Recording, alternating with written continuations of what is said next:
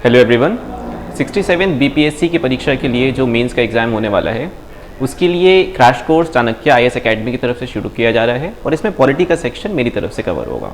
तो सबसे पहले हम स्टार्ट करने के पहले ये डिस्कस करते हैं कि पॉलिटी के जो प्रश्न आते हैं उनका आंसर ब्रॉडली किस फ्रेमवर्क में करना चाहिए और उसमें क्या क्या चीज़ों का हमें ध्यान रखना चाहिए। तो देखिए, सबसे पहली बात कि जब पॉलिटी का सवाल आता है तो उसमें आपको सही से उसका फ्रेमवर्क समझना है कि जो क्वेश्चन है उसके कितने पार्ट्स हैं, उन पार्ट्स को कितना कितना आपको स्पेस देना है। यानी कि अगर एक क्वेश्चन में मान लीजिए कि 2 पार्ट्स हैं और टोटल आपको 4 पेजेस का लिखने का जगह मिल रही है, तो आप ब्रॉडली उसको 2-2 पेजेस में डिवाइड कीजिए। किसी भी एक पार्ट को बहुत ज़्यादा समय देने से और दूसरे को कम देने से आपको मार्क्स में इम्बैलेंस क्रिएट होगा। दूसरी चीज़ कि जब आप क्वेश्चन को आंसर दे रहे हैं तो हमेशा एक इंट्रोडक्शन और एक कंक्लूजन ज़रूरी होता है। इसके अलावा अधिकतर क्वेश्चंस में किसी न किसी टॉपिक के बारे में कुछ अच्छी बातें और कुछ बुरी बातें इस तरीके से लिखना होता है। यानी ब्रॉडली एक इंट्रोडक्शन, जो भी आपके फीचर्स हैं उस क्वेश्चन के रिलेटेड वो आपने लिखा, उस पर्टिकुलर फीचर के बारे में प्रोस, उस फीचर के बारे में कॉन्स, एक वे फॉरवर्ड और एक कंक्लूजन। ये एक रफ लेआउट होगा किसी भी पॉलिटी के आंसर का। अब बाकी स्पेसिफिक्स डिपेंड करेगा कि कौन सा सवाल किस तरीके से आ रहा है, बट ले दे के हम लोग रफली इस तरीके का एक बैलेंस करेंगे। तीसरी चीज़ जो आपको ध्यान रखनी है वो है वैल्यू एडिशन। वैल्यू एडिशन का मतलब ये हुआ कि जब आप पॉलिटी का आंसर लिख रहे हैं तो वो पॉलिटी के आंसर जैसा लगना चाहिए। यानी कि उसमें कॉन्स्टिट्यूशन के प्रोविजंस, लॉ के प्रोविजंस, स्कीम्स, कमिटीज़, जजमेंट्स, इन सब का इंक्लूजन होना चाहिए। इसके अलावा आप चाहें तो किसी के कोटेशंस हो गए, डेटा हो गए, स्टैटिस्टिक्स हो गए, इंटरनेशनल कन्वेंशंस हो गए, कोई लोकल कन्वेंशंस हो गए, इन सब को भी आप अपने आंसर्स में इनकॉर्पोरेट कर सकते हैं। तो ध्यान रखें कि जब भी आप अपने नोट्स बना रहे हैं उस समय उन नोट्स में इन सब चीज़ों को साथ ही साथ में लिखें। ऐसा ना हो कि आप इसको बाद में याद करने की कोशिश करें और फिर आप उसको नहीं निकाल पाएँ। ठीक है, तो चलिए हम लोग पहला टॉपिक स्टार्ट करते हैं। हमारा पहला टॉपिक है, एक छोटा सा टॉपिक है प्रियम्बल का, और इस टॉपिक में अब हम लोग देख लेते हैं कि हमें क्या क्या समझना है। तो देखिए, ये है प्रीवियस ईयर क्वेश्चन जो प्रियम्बल के बारे में आया था। इसमें बात की जाती है कि the Indian constitution postulates in its preamble that India shall be a socialist, secular, democratic republic. What are the constitutional provisions to enforce this declaration. तो अब ये एक क्वेश्चन आया हुआ है रिसेंट में। तो सबसे पहले हम लोग देखते हैं कि हमारा प्रियम्बल क्या है। तो ये प्रियम्बल आप लोगों ने पहले भी देखा होगा, आप सभी को डेफिनेटली इसका आइडिया होगा क्योंकि आपने पॉलिटी पढ़ा है, बट स्टिल आप इसको अच्छे से याद करके जाएंगे। और अगर आपके पास कोई भी मौका मिलता है जहाँ पे क्वेश्चन आता है तो जहाँ तक संभव हो आप इसको यहाँ पे मेंशन कर दें कि ये प्रियम्बल में क्या है। जैसे इसके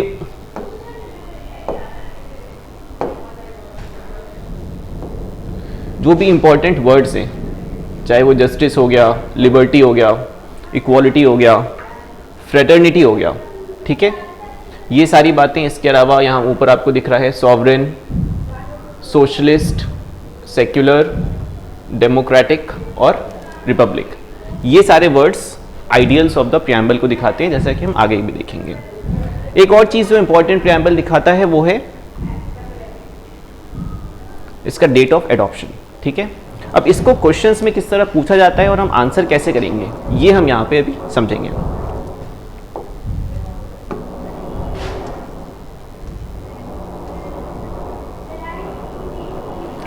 अब देखिए, अब हम लोग जो भी डिस्कस करने जा रहे हैं प्रियम्बल से रिलेटेड, इसको अगर आप प्रॉपर तरीके से हॉलिस्टिकली आप इसको पढ़ लें और इसको याद कर लें तो प्रियम्बल से रिलेटेड जो भी सवाल होंगे वो आपके कवर इसमें हो जाएंगे मेंस से रिलेटेड।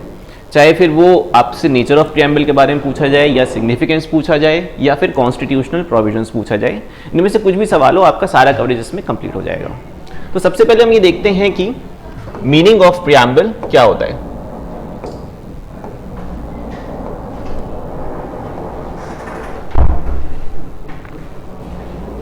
अब हम लोग बात करते हैं कि मीनिंग ऑफ प्रियम्बल क्या होता है। देखिए, प्रियम्बल बेसिकली एक इंट्रोडक्टरी डॉक्यूमेंट है, ठीक है, जिसको किसी भी लॉ के पहले या किसी भी कॉन्स्टिट्यूशन के पहले ऐड किया जाता है। और इसका पर्पज़ ये होता है कि जो भी उस लॉ में लिखा हुआ है, काफ़ी कॉम्प्लिकेटेड सी बातें लिखी होती हैं लॉ में, उस बात को सिंपल सामान्य शब्दों में एक आम नागरिक के समझाने के लिए जो बातें कही जाती हैं उसी को प्रियम्बल कहते हैं। और किसी भी लॉ के पहले प्रियम्बल हो भी सकता है और नहीं भी हो सकता है। और क्योंकि इंडियन कॉन्स्टिट्यूशन भी एक लॉ है तो उस लॉ में एक प्रियम्बल अटैच्ड है। सिमिलरली यूएस का भी कॉन्स्टिट्यूशन है और यूएस कॉन्स्टिट्यूशन में भी एक प्रियम्बल अटैच्ड है। बट प्रियम्बल अटैच होना कॉन्स्टिट्यूशन के होने या ना होने पे कोई फर्क क्रिएट नहीं करता है। तो ये है एक बेसिक मीनिंग की प्रियम्बल क्या होता है। नेक्स्ट हम लोग बात करते हैं कि नेचर ऑफ प्रियम्बल क्या होता है। अब देखिए, नेचर ऑफ प्रियम्बल अगर हमें समझना है तो हमें इसमें 3 चीजें ध्यान रखनी है। सबसे पहली चीज है डिक्लेरेशन का एस्पेक्ट, दूसरी चीज है आइडियल्स का एस्पेक्ट, और तीसरी चीज एक और है, वो है रेजोल्यूशन। डिक्लेरेशन का एस्पेक्ट क्या हुआ? देखिए, नेचर ऑफ प्रियम्बल की अगर हम बात कर रहे हैं तो वहां पे एक चीज डिक्लेयर की गई है। वो डिक्लेयर चीज है कि we the people of India have given to ourselves this constitution. यानी ये बात डिक्लेयर हो गई है कि जो सोर्स ऑफ अथॉरिटी है इंडियन कॉन्स्टिट्यूशन का, वो कौन है? वो कॉन्स्टिट्यूशन मेकर्स नहीं है, वो गवर्नमेंट नहीं है, वो नॉर्मल लोग हैं। We the people of India have decided this. Second है आइडियल्स की बात। तो आइडियल्स हमने जो वहां पर अभी डिस्कस किए थे, sovereign, socialist, secular, democratic, Republic. इसके अलावा नीचे justice, liberty, equality, fraternity etcetera. जितने भी यहां पर आपको वर्ड्स दिख रहे हैं, ये सारे आइडियल्स हैं, जिस पर्टिकुलर आइडियल के बेसिस पे ये कॉन्स्टिट्यूशन डिफाइन किया गया है। और यही एग्जैक्ट फ्रेमवर्क होना है जिस फ्रेमवर्क में इंडियन गवर्नमेंट जो है वो काम कर सकती है। यानी कि उसको सॉवरन होना है, सोशलिस्ट होना है, सेक्युलर होना है, डेमोक्रेटिक भी होना है और रिपब्लिक भी होना है। क्योंकि ये क्रैश कोर्स है तो इन सारे चीज़ों का डेफिनेशन बताने का तो यहाँ पे स्कोप नहीं है, क्योंकि आई एम अज्यूमिंग दिस कि आपको ये सब पता है ऑलरेडी कि सोशलिस्ट क्या होता है, सेक्युलर क्या होता है, डेमोक्रेटिक क्या होता है वगैरह। यहाँ पे हम ये डिस्कस करेंगे कि इन सब चीज़ों को हम इस्तेमाल कैसे कर सकते हैं और कौन कौन से कॉन्स्टिट्यूशनल प्रोविजंस हैं जो इन पर्टिकुलर एस्पेक्ट्स को डील करते हैं। थर्ड चीज़ जो हम लोग बात करते हैं वो है कि हमारा रिजोल्यूशन क्या है। तो हमारा रिजोल्यूशन है unity and integrity of nation,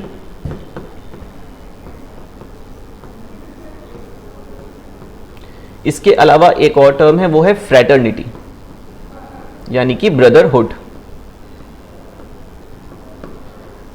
तो कॉन्स्टिट्यूशन मेकर्स का और इस प्रियम्बल का ये रिजोल्यूशन है कि unity and integrity of India and fraternity among the people को इंश्योर किया जाएगा। ठीक है, ठीक है। नेक्स्ट चीज जो हम लोग बात करेंगे वो है सिग्निफिकेंस ऑफ प्रियम्बल।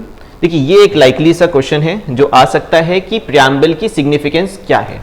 तो इसके पॉइंट्स आप लोग ध्यान कर लीजिए, 6 या 7 पॉइंट्स तो कम से कम आप लोग को आंसर में लिख के आने चाहिए, डिफरेंट डायमेंशंस। तो क्या क्या सबसे पहली सिग्निफिकेंस है? सबसे पहली चीज़ है कि जो प्रियम्बल होता है वो हमें कॉन्स्टिट्यूशन को सिंपल वर्ड्स में एक्सप्लेन करता है। ठीक है। सेकेंड चीज़ जो हमें ध्यान रखना है कि वो उन सारे आइडियल्स को बताता है जो कॉन्स्टिट्यूशन मेकर्स ने इंडियन लोगों के लिए बनाए थे। जो भी हम सिटीजन्स हैं, हमारे लिए क्या क्या आइडियल्स हैं, जो कि हम लोग ने भी डिस्कस किया, वो सारी चीज़ें। तीसरी चीज़ की जो भी गवर्नमेंट कोई भी हो, चाहे वो किसी भी पार्टी की गवर्नमेंट हो या जैसी भी गवर्नमेंट्स हो, चाहे वो सेंटर पे हो चाहे वो स्टेट्स पे हो, उनके लिए एक फ्रेमवर्क रेडी होता है। यानी कि अगर हम बोल रहे हैं कि इंडिया एक रिपब्लिक है, तो अब कुछ भी हो जाए इंडिया एक मोनार्की नहीं हो सकता है, क्योंकि प्रियम्बल में इस तरीके की बात मेंशन ऑलरेडी कर दी गई है कि हमारा पॉलिटी का फ्रेमवर्क कैसा होने वाला है। चौथी चीज़ की एक जनरल डायरेक्शन मिलता है कॉन्स्टिट्यूशन को, लोगों को, गवर्नमेंट को, सबको ये एक डायरेक्शन मिलता है कि हमारा कंट्री किस डायरेक्शन में मूव करने वाला है, और हमारी सारी पॉलिसीज़ और स्कीम्स जो होती हैं वो उसी डायरेक्शन की तरफ ओरिएंटेड होती हैं। तो ये 3-4 बातें हो गई। इसके अलावा जो हमारी पॉलिटिकल सोसाइटी है, यानी कि हमारी जो सोसाइटी हो गई,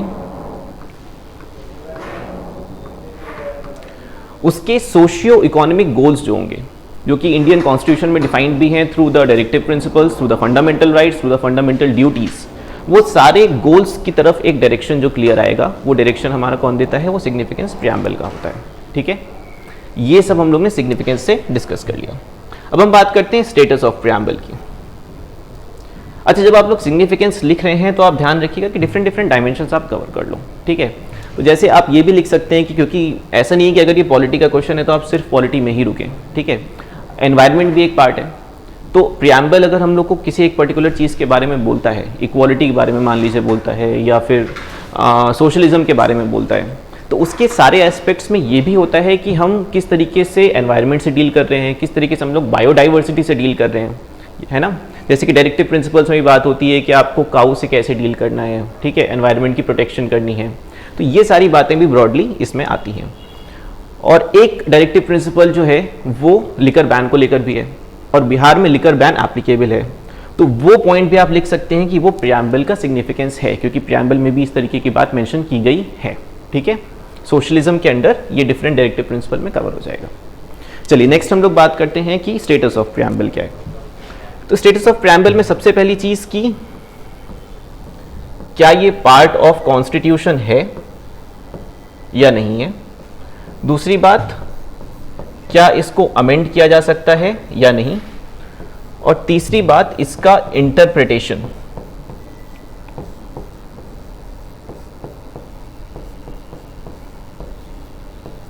हेल्प करता है कॉन्स्टिट्यूशन में कि नहीं। ठीक है, तो पहली चीज कि क्या ये पार्ट ऑफ कॉन्स्टिट्यूशन है। इसमें आप लोग को दो केस याद रखने हैं। सबसे पहला केस है बेरूबरी यूनियन का केस, जो 1960 का था। उस केस में बोला गया था कि preamble is not a part of the constitution, और वहां पे बेसिस ये लिया गया था क्योंकि यूएस कॉन्स्टिट्यूशन में प्रियम्बल को पार्ट ऑफ कॉन्स्टिट्यूशन नहीं मानते हैं, तो इंडिया में भी नहीं माना जाएगा। बट 1973 में केशव नंद भारती केस हुआ था।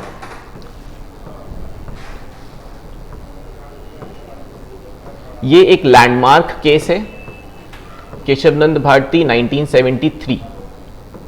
इस केस में पुरानी बात को ओवरटर्न किया गया और ये बोला गया कि preamble is a part of the constitution.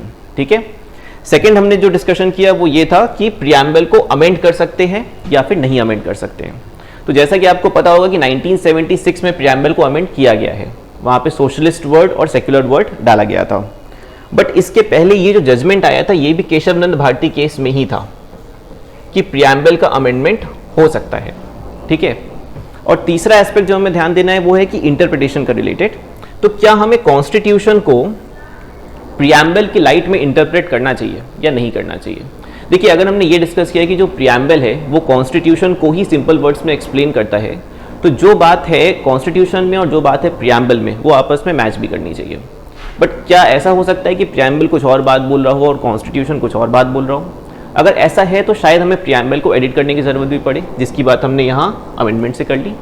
But जब हम कॉन्स्टिट्यूशन को इंटरप्रेट करते हैं तो उस इंटरप्रिटेशन में प्रियम्बल की ज़रूरत, प्रियम्बल की हम हेल्प ले सकते हैं या नहीं ले सकते हैं, ये एक सवाल था। तो इस सवाल को लेके भी दो जजमेंट्स हुए हैं। सबसे पहला जजमेंट जो था इसके रिगार्डिंग वो था ए.के. गोपालन केस में, 1950 में ये केस हुआ था, ए.के. गोपालन। इस केस में कहा गया था कि जब हम कॉन्स्टिट्यूशन को इंटरप्रेट कर रहे होते हैं उस समय प्रियम्बल की कोई ज़रूरत है नहीं, प्रियम्बल अलग, कॉन्स्टिट्यूशन अलग। बट फिर से केशव नंद भारती केस में 1973 में ये बोला गया कि नहीं, ऐसा नहीं है।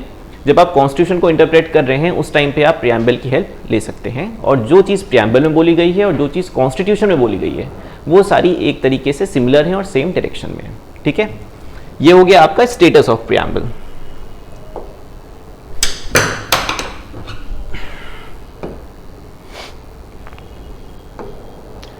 वो हम लोग एक लास्ट चीज डिस्कस करते हैं, वो है कॉन्स्टिट्यूशनल प्रोविजंस।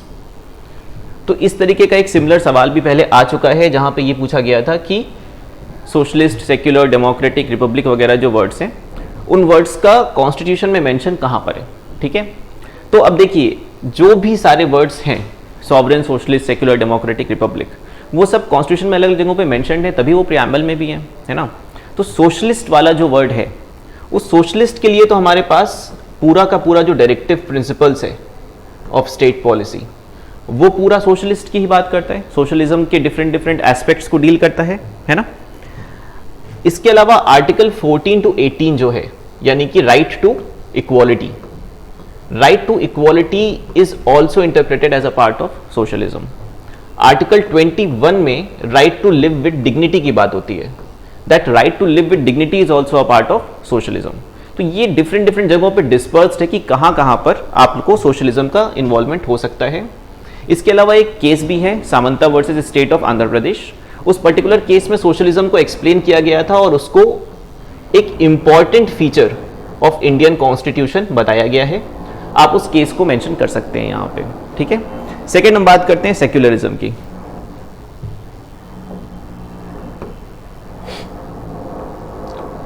अच्छा, जब हम लोग सेक्युलरिज्म की बात कर रहे हैं तो एक चीज आपको ध्यान होना चाहिए कि सेक्युलरिज्म जो इंडिया के कॉन्टेक्स्ट में है वो वेस्ट के कॉन्टेक्स्ट से थोड़ा सा डिफरेंट है।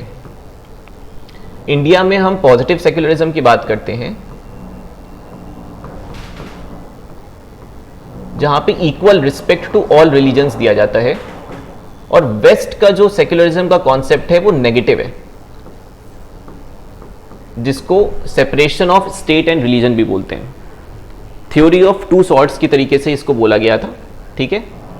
बट फिलहाल जो हमें डिस्कस करना है वो है कि सेक्युलरिज्म हमारे कॉन्स्टिट्यूशन में कहां पे मेंशन्ड है। तो देखिए आर्टिकल 25 से लेके आर्टिकल 30 तक ये सब सेक्युलरिज्म से ही डील करता है, ठीक है। और कभी भी आप देखेंगे कोई भी जजमेंट होता है जो सेक्युलरिज्म से रिलेटेड हो, उसमें इन पर्टिकुलर आर्टिकल्स का मेंशन जरूर होगा। चाहे आप सबरीमाला जजमेंट को देखें या फिर आप रीसेंट हिजाब वर्डिक्ट को देखें, इन दोनों में ही आर्टिकल 25 टू 30 के बीच में कुछ बातें की गई हैं जो आप अपना डिटेल में जाके चेक कर सकते हैं, ठीक है। इसके अलावा आर्टिकल 14 भी आप कह सकते हैं कि आर्टिकल 14 टू 16 जो है वो इक्वालिटी की बात करता है, और ये कहता है कि there shall be no discrimination against any person, जिसमें से एक एस्पेक्ट जो है वो रिलीजन का भी है ना।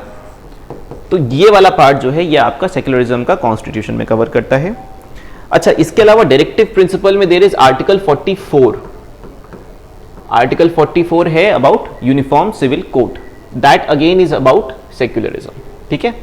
ये हो गए constitutional provisions for secularism.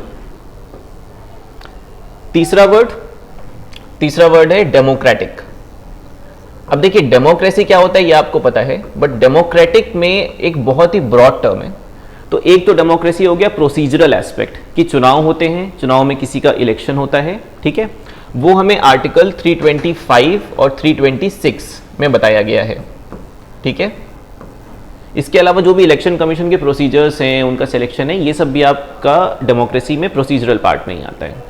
But fundamental rights और डायरेक्टिव प्रिंसिपल्स जो हैं हमारे, ये भी डेमोक्रेसी को ही डिफाइन करते हैं। देखिए ये जो फंडामेंटल राइट्स हैं ये डिफाइन करते हैं political democracy of the nation, और डायरेक्टिव प्रिंसिपल्स जो हैं वो डिफाइन करते हैं socio economic democracy of the nation. तो अपार्ट फ्रॉम प्रोसीजरल एस्पेक्ट जो हमने 325 और 326 के थ्रू देखे, fundamental rights political and DPSP social and economic democracy इसको एक्सप्लेन करते हैं, ठीक है। नेक्स्ट है लास्ट वर्ड जो हमारे पास है वो है रिपब्लिक, ठीक है। अब रिपब्लिक का मतलब क्या होता है कि हेड ऑफ द स्टेट जो होते हैं वो इलेक्टेड होते हैं, सिलेक्टेड नहीं होते हैं, ठीक है। तो जो इंडिया के प्रेसिडेंट होते हैं उनका इलेक्शन होता है, ठीक है, इनडायरेक्ट होता है बट इलेक्शन होता है। तो उनका इलेक्शन कौन करता है? जो एमएलएज और एमपीज होते हैं। और एमएलएज और एमपीज का इलेक्शन कौन करता है? वो कॉमन पर्सन करते हैं, जो भी सिटीजन्स होते हैं। यानी कि जो प्रेसिडेंट हैं वो इलेक्टेड होते हैं। तो जो भी provisions, there shall be a president, president shall be decided by an electoral college, ये जितने भी एस्पेक्ट्स हैं कॉन्स्टिट्यूशन में, वो सारे एस्पेक्ट्स इंडिया के रिपब्लिक को एक्सप्लेन करते हैं। अच्छा, अगर आप चाहें तो इसको लिटरली एक्सटेंड करके ये भी कह सकते हैं कि आर्टिकल 14 जो है वो ये भी कहता है कि सब लोग इक्वल हैं, और अगर इक्वालिटी होगी तो वो इक्वालिटी हर स्फीयर में एप्लीकेबल होगी, और उसमें से एक sphere head of the nation का भी है।